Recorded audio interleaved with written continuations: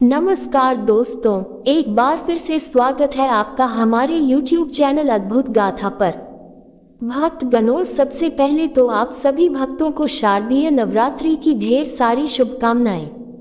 देवी माँ की कृपा आप सभी भक्तों पर बनी रहे। आज आश्विन मास शुक्ल पक्ष की प्रतिपदा तिथि है और आज से नवरात्रि व्रत का आरंभ हो रहा है। ज्योतिष के अनुसार 30 साल बाद ऐसा दुर्लभ संयोग बनने जा रहा है। 4 दिन नवरात्रि पर बुधादित्य योग, राजयोग और भद्र राजयोग का निर्माण हो रहा है। तो इसीलिए इस महायोग पर नवरात्रि का व्रत करने तथा कथा का श्रवण करने से दुख दरिद्रता का नाश होता है, घर में सुख समृद्धि का वास होता है, व्यक्ति के सभी रुके कार्य सिद्ध हो जाते हैं। तो आज मैं सुना रही हूँ शारदीय नवरात्रि के प्रथम दिन सुने जाने वाली नवरात्रि व्रत महालय की बड़ी ही दुर्लभ तथा पौराणिक कथा। तो आप सभी भक्तगण इस कथाओं को बड़ी श्रद्धा तथा चित्त मन से सुनिएगा। नवरात्रि व्रत कथा के अनुसार एक समय बृहस्पति जी ने ब्रह्मा जी के समक्ष आश्विन माह के शुक्ल पक्ष में पड़ने वाली नवरात्रि का महत्व जानने की इच्छा जताई। उन्होंने कहा, इस व्रत का क्या फल है, इससे किस प्रकार किया जाता है, सबसे पहले इस व्रत को किसने किया था, ये सब विस्तार से कहिए। बृहस्पति जी के प्रश्नों का जवाब देते हुए ब्रह्मा जी ने कहा, हे बृहस्पति, प्राणियों के हित की इच्छा से तुमने बहुत ही अच्छा प्रश्न किया है। जो मनुष्यों की मनोरथ पूर्ण करने वाली माँ दुर्गा, महान देव सूर्य और नारायण का ध्यान करता है, वे धन्य है। ये नवरात्रि व्रत संपूर्ण मनोकामनाओं को पूर्ण करने वाला है। इस व्रत को करने से पुत्र सुख, धन, विद्या और अपार सुख की अनुभूति होती है। इस व्रत को करने से रोग दूर हो जाता है, घर में समृद्धि की वृद्धि होती है, बाज को पुत्र की प्राप्ति होती है, समस्त पापों से छुटकारा मिल जाता है। जो मनुष्य से इस नवरात्रि व्रत को नहीं करता वह अनेक दुखों को भोगता है। यदि व्रत करने वाला मनुष्य सारे दिन का उपवास न कर सके तो एक समय भोजन करें और टेस्टी बांधवों सहित नवरात्र व्रत की कथा का श्रवण करे। ही बृहस्पति जिसने पहले इस महाप्रभु को किया वह कथा मैं तुम्हें सुनाता हूँ। प्रिय भक्तों, आगे ब्रह्मा जी बोले, प्राचीन काल में मनोहर नगर में पीठ नाम का एक अनाथ ब्राह्मण रहता था। वह दुर्गा माँ का भक्त था। उसे संपूर्ण सद्गुरु से युक्त सुमति नाम की एक अत्यंत सुंदर कन्या उत्पन्न हुई। वह कन्या अपने पिता के घर में अपनी सहेलियों के साथ क्रीड़ा करती हुई इस प्रकार बढ़ने लगी जैसे शुक्ल पक्ष में चंद्रमा की कला बढ़ती है। उसका पिता प्रतिदिन जब दुर्गा जी की पूजा करके होम आदि किया करता था, वह उस समय नियम से वहां उपस्थित रहती और माता दुर्गा की विधिवत पूजा किया करती थी। एक दिन श्रीमती भगवती के पूजन में उपस्थित नहीं हुई। उसके पिता को पुत्री की ऐसी असावधानी देखकर क्रोध आया और वह पुत्री से कहने लगा, अरे दुष्ट पुत्री, आज तूने भगवती का पूजन नहीं किया, इसी कारण मैं किसी कुष्ठ रोगी दिनहीन मनुष्य के साथ तेरा विवाह करूंगा। पिता की बात सुनकर सुमति को बड़ा दुख हुआ और पिता से कहने लगे, हे पिता, मैं आपकी कन्या है तथा सब तरह आपके अधीन है। जैसी आपकी इच्छा हो वैसा करो, चाहे राजा से, चाहे कुश्ती से, चाहे दरिद्र से, जिसके साथ चाहो मेरा विवाह करना चाहो कर दो, पर होगा वही जो मेरे भाग्य में लिखा है। क्योंकि कम करना मनुष्य के अधीन है पर फल देना ईश्वर के अधीन है। कन्या की निर्भयता से कहे हुए वचन सुनकर उस ब्राह्मण ने क्रोधित हो अपनी कन्या का विवाह एक कुश्ती के साथ कर दिया और अत्यंत क्रोधित हो पुत्री से कहने लगा, हे पुत्री, अपने कर्म का फल भोग को देखे, भाग्य के भरोसे रहकर तुम क्या क्या करती है। पिता के ऐसे कटु वचन को सुनकर सुमति मन में विचार करने लगे, हो मेरा बड़ा दुर्भाग्य है जिससे मुझे ऐसा पति मिला। इस तरह अपने दुख का विचार करती हुई वह कन्या अपने पति के साथ वन में चली गई और डरावनी गुस्सा युक्त उस निर्जन वन में उन्होंने वहां रात बड़े कष्ट से व्यतीत की। उस गरीब बालिका की ऐसी दशा देख देवी भगवती ने पूर्व पुण्य के प्रभाव से प्रकट हो सुमति से कहा, हे 3 ग्राम हरि, मैं तो से प्रसन्न हूँ, तुम जो चाहो वरदान मांग सकती हो। भगवती दुर्गा का ये वचन सुनकर ब्राह्मणी ने कहा, आप कौन है, सारी बातें मुझसे कहिए। भ्रामरी का ऐसा वचन सुनकर देवी ने कहा कि मैं आदि शक्ति भगवती हूँ, ब्रह्म विद्या व सरस्वती। प्रसन्न होने पर मैं प्राणियों का दुख दूर कर उनको सुख प्रदान करती है। भ्रामरी, मैं तुझ पर तेरे पूर्व जन्म के पुण्य के प्रभाव से प्रसन्न हूँ। हे ब्राह्मण कन्या, तुम्हारे पूर्व जन्म का वृतांत सुनाती हूँ, तुम सुनो तो। पूर्व जन्म में निषाद की स्त्री थी और अति पतिव्रता थी। एक दिन तेरे पति निषाद ने चोरी करने के कारण तुम दोनों को सिपाहियों ने पकड़ लिया और जेल खाने में कैद कर दिया। उन लोगों ने तुमको और तेरे पति को भोजन नहीं दिया। इस प्रकार नवरात्रि के दिनों में तुमने न तो कुछ खाया और न ही जल पिया। इस प्रकार 9 दिन तक नवरात्रि का व्रत हो गया है। प्राण भरी उन दिनों में जो व्रत हुआ, इस व्रत के प्रभाव से प्रसन्न होकर मैं तुझे मनवांछित वर देती हूँ। तुम्हारी जो इच्छा हो सो मामू। इस प्रकार दुर्गा के वचन सुनकर भ्रामरी बोली, अगर आप मुझ पर प्रसन्न हैं तो हे दूर की मैं आपको प्रणाम करती हैं, कृपा करके मेरे पति का कोढ़ दूर करें। देवी ने कहा, उन दिनों तुमने जो व्रत किया था उस वृद्ध का एक दिन का पुण्य पति का को दूर करने के लिए अर्पित करो। उस पुण्य के प्रभाव से तेरा पति ठीक हो जाएगा। इस प्रकार देवी के वचन सुनकर ब्राह्मणी प्रसन्न हुई और पति को निरोगी करने की इच्छा से जब उसने तथास्तु ठीक है ऐसा वचन कहा, तब उसके पति का शरीर भगवती दुर्गा की कृपा से कुष्ठ रोग से रहित हो गया। वह ब्राह्मणी पति को देख देवी की स्तुति करने लगे। ये दुखी आप दुर्गति को दूर करने वाली, तीनों लोकों का संताप हरने वाली, समस्त दुखों को दूर करने वाली, रोगी मनुष्य को निरोग करने वाली, प्रसन्न हो मनोवांछित वर देने वाली, दुष्टों का नाश करने वाली, जगत की माता हे अम्बे। मुझ अबला को मेरे पिता ने कोढ़ी मनुष्य के साथ विवाह कर घर से निकाल दिया। पिता से तिरस्कृत निर्जन वन में विचरण कर रहे हैं। आपने मेरा इस विपदा से उद्धार किया है। हे देवी, आपको प्रणाम करती हूँ। मेरी कोई भी गलती हो उसके लिए क्षमा करो। उस ब्राह्मणी की ऐसी स्तुति सुनकर देवी बहुत प्रसन्न हुई और ब्राह्मणी से कहा, हे ब्राह्मणी, तेरे डाला नामक अति बुद्धिमान धनवान तिथिवान पुत्र शीघ्र उत्पन्न होगा। ऐसा वर देकर देवी ने भ्रामरी से फिर कहा कि और कुछ तेरी इच्छा है वह मामले। सुमति ने कहा, हे भगवती दुर्गा, अगर आप मुझ पर प्रसन्न हैं तो कृपया मुझे नवरात्र व्रत की विधि का विस्तार से वर्णन करें। ब्राह्मणी के वचन सुनकर माँ दुर्गा ने कहा, हे ब्राह्मणी, मैं तुम्हें संपूर्ण पापों को दूर करने वाली नवरात्र व्रत की विधि बतलाती हूँ, उसे ध्यान से सुन। अश्विन माह के शुक्ल पक्ष की प्रतिपदा से लेकर 9 दिन तक व्रत करे। यदि दिन भर का व्रत न कर सके तो एक समय भोज करे। शुभ मुहूर्त में घट स्थापना करें और वाटिका बनाकर उसको प्रतिदिन जल से सींचे। महाकाली, महालक्ष्मी और महासरस्वती की मूर्तियां स्थापित कर उनकी विधि सहित पूजा करें। भी जौरा के फल से अर्घ देने से रूप की प्राप्ति होती है। जायफल से अर्घ देने पर सभी कार्य की सिद्धि होती है। आंवले से सुख की प्राप्ति और केले से अर्घ देने से आभूषणों की प्राप्ति होती है। विभिन्न पुष्पों व फूलों से अर्घ्य देकर व्रत समाप्त होने पर 9वें दिन विधि विधान से हवन करें। खार भी, गेहूं, शहद, जो तेल पत्र, नारियल, डाक और कदम जैसी विभिन्न सामग्रियों से हवन करें। आंवले से कृति की और केले से पुत्र की, कमाई से राज सम्मान की और आंखों से संपदा की प्राप्ति होती है। खारिज ही, नारियल, शहद, जौ और तेल तथा फलों से होम करने से मनोवांछित वस्तु की प्राप्ति होती है। व्रत करने वाला मनुष्य इसी विधि विधान से होम कर आचार्य को अनंत नम्रता के साथ प्रणाम करें और यज्ञ की सिद्धि के लिए उन्हें दक्षिणा दे। इस प्रकार बताई गई विधि के अनुसार जो मनुष्य व्रत करता है उसके सभी मनोरथ सिद्ध होते हैं, इसमें तनिक भी संदेह नहीं है। इस 9 दिनों में जो कुछ दान दिया जाता है उसका करोड़ों गुना फल मिलता है। इस नवरात्र व्रत को करने से अश्वमेध यज्ञ का फल मिलता है। भ्रामरी, इस संपूर्ण मनोकामनाओं को पूर्ण करने वाली उत्तम व्रत को पीठ, मंदिर अथवा घर में विधि के अनुसार करें। प्रिय भक्तगण, ब्रह्मा जी बृहस्पति जी से बोले। इस प्रकार ब्राह्मणी को नवरात्रि व्रत विधि बतलाकर देवी अंतर्ध्यान हो गए। अतः जो मनुष्य या स्त्री इस व्रत को भक्ति पूर्वक करता है वह इस लोक में सुख प्राप्त कर अंत में मोक्ष की प्राप्ति करता है। ब्रह्मा जी बृहस्पति से कहते हैं कि यह इस दुर्लभ व्रत का महालय जो मैंने तुम्हें बताया है यह अनंत गुना फल देने वाला है। ऐसा सुनकर बृहस्पति जी आनंद से प्रफुल्लित हो गए और कहने लगे, हे ब्रह्मा जी, आपने मुझ पर अति कृपा की जो मुझे इस व्रत का महत्व सुनाया। ब्रह्मा जी बोले, हैं बृहस्पति, ये देवी भगवती संपूर्ण लोकों का पालन करने वाली है। इस महादेवी के प्रभाव को कौन जान सकता है। प्रेम से बोलो देवी भगवती की जय। जय माता दी।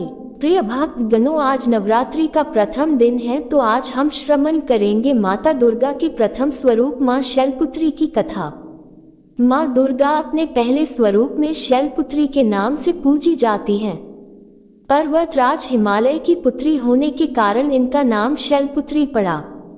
अपने पूर्व जन्म में ये प्रजापति दक्ष की कन्या के रूप में उत्पन्न हुई थी, तब इनका नाम सती था। इनका विवाह भगवान शंकर जी से हुआ था। एक बार प्रजापति दक्ष ने बहुत बड़ा यज्ञ किया, जिसमें उन्होंने समस्त देवताओं को अपना अपना यज्ञ भाग प्राप्त करने के लिए निमंत्रण दिया, किंतु सी बिच्छी को उन्होंने इस यज्ञ में आमंत्रित नहीं किया। देवी सती ने जब सुना कि हमारे पिता एक अत्यंत विशाल यज्ञ का अनुष्ठान कर रहे हैं, तब वहां जाने के लिए उनका मन विकल हो उठा। अपनी यह इच्छा उन्होंने भगवान शिव को बताई। भगवान शिव ने कहा, हे प्रिय, हे पार्वती, प्रजापति दक्ष किसी कारणवश हमसे रुष्ट है। अपने या में उन्होंने समस्त देवताओं को निम्न दिया है, किंतु हमें जानबूझकर नहीं बुलाया है। ऐसी स्थिति में तुम्हारा वहां जाना किसी प्रकार भी हितकर नहीं होगा। भोलेनाथ की इस उपदेश से देवी सती का मन शांत नहीं हुआ। पिता का यज्ञ देखने और वहां जाकर माता बहनों से मिलने की उनकी व्यग्रता किसी प्रकार भी कम न हो सकी। माता सती के हाथ को देखकर शिव जी कुछ न कर सके और माता सती पिता के घर पहुंच गई। पिता के घर पहुंचकर देखा कि कोई भी उनसे आदर और प्रेम से बातचीत नहीं कर रहा है। केवल उनकी माता ने ही उन्हें स्नेह से गले लगाया। परिजनों के इस व्यवहार से देवी सती को बहुत दुख हुआ। उन्होंने ये देखा कि वहां भगवान शिव के प्रति तिरस्कार का भाव भरा हुआ है। दक्ष ने उनके प्रति कुछ अपमानजनक शब्द भी कहे। ये सब देख कर माता सती का हृदय ग्लानि और क्रोध से संतप्त हो उठा। उन्होंने सोचा कि परमेश्वर भोलेनाथ जी की बात न मानकर यहाँ आकर मैंने बहुत बड़ी गलती की है। वो अपने पति भगवान शिव के इस अपमान को न समझ सके। उन्होंने अपने इस रूप को तत्काल वही योगाग्नि द्वारा जलाकर भस्म कर दिया। वज्रपात के समान इस दुखद घटना को सुनकर शिवजी क्रुद्ध हो गए। अपने गणों को भेजकर दक्ष के उस यज्ञ का पुनर्तः विध्वंस कर दिया। सती ने योगाग्नि द्वारा अपने शरीर को भस्म कर अगले जन्म में लगा आज हिमवान की पुत्री के रूप में जन्म लिया। वह शैलपुत्री के नाम से विख्यात हुई। पार्वती, हिमवती उन्हीं के नाम हैं। प्रिय भक्तगण, इस जन्म में भी शैलपुत्री देवी का विवाह भगवान शिव जी से हुआ। कहा जाता है कि नवरात्र के प्रथम दिन यानी प्रतिपदा को जो भी भक्त मां शैलपुत्री के दर्शन करता है, उनकी कथा को सुनता है, तो उनके सारे वैवाहिक जीवन के कष्ट दूर हो जाते हैं। क्योंकि मां शैलपुत्री का वाहन वृषभ है, इसीलिए उन्हें बिसार उर्रा भी कहा जाता है। उनके बाएं हाथ में कमल और दाएं हाथ में त्रिशूल रहता है। प्रिय भक्तों, प्रेम से बोलिए माता शैलपुत्री की जय। जय मां भवानी। भक्तों, अब आइए सुनते हैं माता वैष्णो देवी की कथा। हर्षाली नामक गांव में मां वैष्णो देवी के परम भक्त श्रीधर रहा करते थे। वह निसंतान होने से दुखी थे। एक दिन उन्होंने नवरात्रि पूजन के लिए कुमारी कन्याओं को बुलाया। मां वैष्णो कन्या भेष में उन्हीं के बीच आ बैठी। पूजन के बाद सभी कन्याएं तो चली गई, पर मां वैष्णो देवी वहीं रहे और श्रीधर से बोली, सबको अपने घर भंडारे का निमंत्रण दे आओ। श्रीधर ने उस दिव्य कन्या की बात मान ली और आसपास के गांव में भंडारे का संदेश पहुंचा दिया। वहां से लौटकर आते समय गुरु गोरखनाथ व उसके शिष्य बाबा भैरवनाथ जी के साथ उसके दूसरे शिष्यों को भी भोजन का निमंत्रण दिया। भोजन का निमंत्रण पाकर सभी ग्रामवासी अचंभित थे कि वह कौन सी कन्या है जो इतने सारे लोगों को भोजन करवाना चाहती है। इसके बाद श्रीधर के घर में अनेक गांववासी आकर भोजन के लिए एकत्रित हुए। तब कन्या रूपी मां वैष्णो देवी ने एक विचित्र पात्र से सभी को भोजन परोसना शुरू किया। भोजन परोसते हुए जब कन्या भैरवनाथ के पास गई, तब उन्होंने कहा कि मैं तो खीर पूरी की जगह मांस भक्षण और मदिरा पान करूंगा। तब कन्या रूपी मां ने उसे समझाया कि यह ब्राह्मण के यहाँ का भोजन है, इसमें मांसाहार नहीं किया जाता है। किंतु भैरवनाथ ने जानबूझकर अपनी बात पर अड़ा रहा। अब भैरवनाथ ने उस कन्या को पकड़ना चाहा, तब मां ने उसकी कपट को जान लिया। माता वायु रूप में बदलकर त्रिकूट पर्वत की ओर उड़ चली। भैरवनाथ जी उनके पीछे गए। माना जाता है कि मां की रक्षा के लिए पवन पुत्र हनुमान भी थे। मान्यता के अनुसार उस वक्त श्री हनुमान जी माता की रक्षा के लिए उनके साथ ही थे। हनुमान जी को प्यास लगने पर माता ने उनके अनुग्रह पर धनुष से पहाड़ पर बाढ़ चलाकर एक जलधारा निकाला और माता ने उस जल में अपने केस धोए। आज वही पवित्र जलधारा बाढ़ गंगा के नाम से जानी जाती है, जिसकी पवित्र जल का पान करने या इसमें स्नान करने से श्रद्धालुओं की सारी थकावट और तकलीफें दूर हो जाती हैं। इस दौरान माता ने एक गुफा में प्रवेश कर 9 माह तक तपस्या की। भैरवनाथ जी उनके पीछे वहां तक आ गए। तब एक साधु ने भैरवनाथ जी से कहा, तू जिसे एक कन्या समझ रहा है वह आदिशक्ति जगदम्बा है, इसीलिए उस महाशक्ति का पीछा छोड़ दे। भैरवनाथ ने साधु की बात नहीं मानी। तब माता गुफा की दूसरी ओर से मार्ग बनाकर निकल गई। ये गुफा आज भी अर्थ कुमारी या आदि कुमारी या गर्म जन के नाम से प्रसिद्ध है। अर्थ कुमारी के पहले माता की चरण पादुका भी है। ये वह स्थान है जहां माता ने भागते भागते मुड़कर भैरवनाथ को देखा था। गुफा से बाहर निकलकर कन्या ने देवी का रूप धारण किया। माता ने भैरवनाथ को चेताया और वापस जाने को कहा, फिर भी वह नहीं माना और क्या था, माता गुफा के भीतर चली गई। तब माता की रक्षा के लिए हनुमान जी ने गुफा के बाहर भैरवनाथ से युद्ध किया। भैरवनाथ ने भी हार नहीं मानी। जब वीर हनुमान निढाल होने लगे, माता वैष्णो ने काली का रूप लेकर भैरवनाथ का संहार किया। भैरवनाथ का सिर कटकर भवन के 8 मील दूर त्रिकुट पर्वत की भैरवी घाटी में गिरा।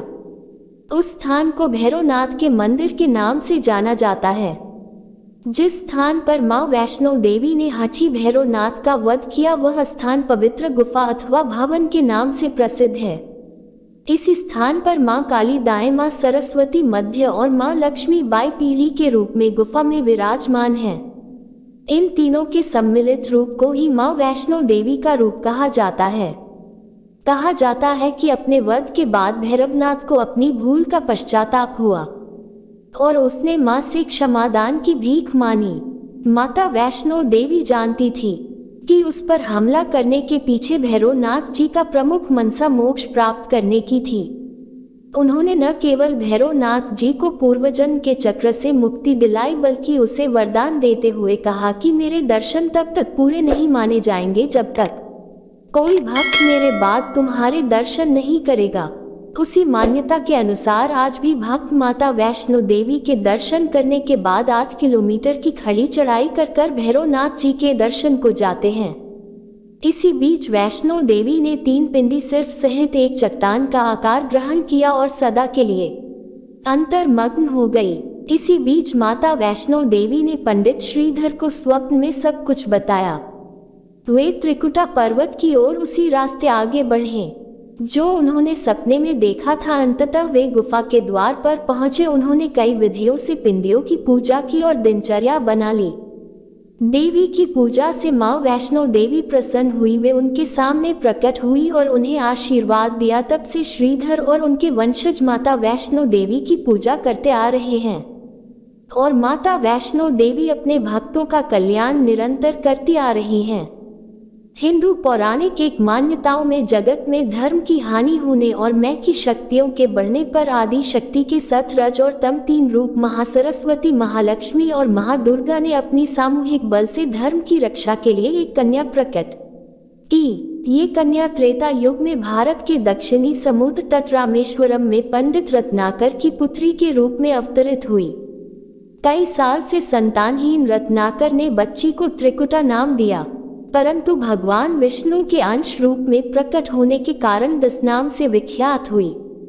लगभग 9 वर्ष की होने पर उस कन्या को जब यह मालूम हुआ कि भगवान विष्णु ने इस लोक में भगवान श्री राम के रूप में अवतार लिया है, तब वह भगवान श्री राम को पति मानकर उनको पाने के लिए कठोर तप करने लगी। जब श्री रामचंद्र सीता हरण के बाद सीता की खोज करते हुए रामेश्वर पहुंचे, तब समुद्र तट पर ध्यान मग्न कन्या को देखा। उस कन्या ने भगवान श्री रामचंद्र जी से पत्नी के रूप में स्वीकार करने को कहा। भगवान श्री रामचंद्र जी ने उस कन्या से कहा, उन्होंने इस जन्म में सीता से विवाह कर एक पत्नी व्रत का प्रण लिया है। किंतु कलयुग में मैं कल की अवतार लूंगा और तुम्हें अपनी पत्नी के रूप में स्वीकार करूंगा। उस समय तुम हिमालय स्थित त्रिकुट पर्वत की श्रेणी में जाकर तप करो और भक्तों के कष्ट और दुखों का नाश कर जगत कल्याण करती रहो। प्रिय भक्तगण, जब श्री राम ने रावण के विरुद्ध विजय प्राप्त किया तब मां ने नवरात्र मनाने का निर्णय किया। इसीलिए उक्त संदर्भ में लोग नवरात्र के 9 दिनों की अवधि में रामायण का पाठ भी करते हैं।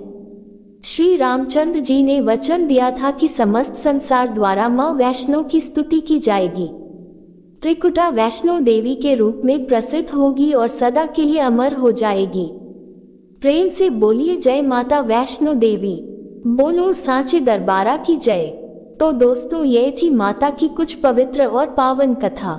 उम्मीद करती हूँ आज की यह कथा आपको अत्यंत पसंद आई होगी। अगर आपको हमारी ये कथा पसंद आई है तो आप हमारे वीडियो को लाइक और सब्सक्राइब कर लीजिए और हमें कमेंट में जय माता दी, जय माँ दुर्गा अवश्य लिखिएगा।